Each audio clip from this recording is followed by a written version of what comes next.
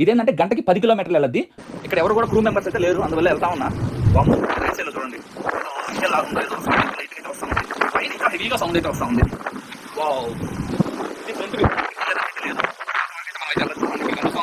ఎంత lubricant oil పైకి కిందకి ఊగుతా ఉందా నాయన సిప్ప. నేను ఆడకం పడిపోయి వస్తుంది లెఫ్ట్ సైడ్కి.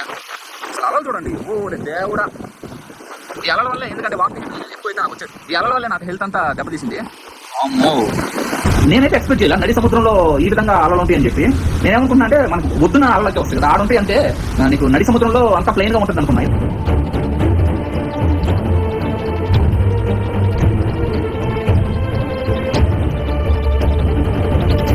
కట్టుకోవాలి పైకి.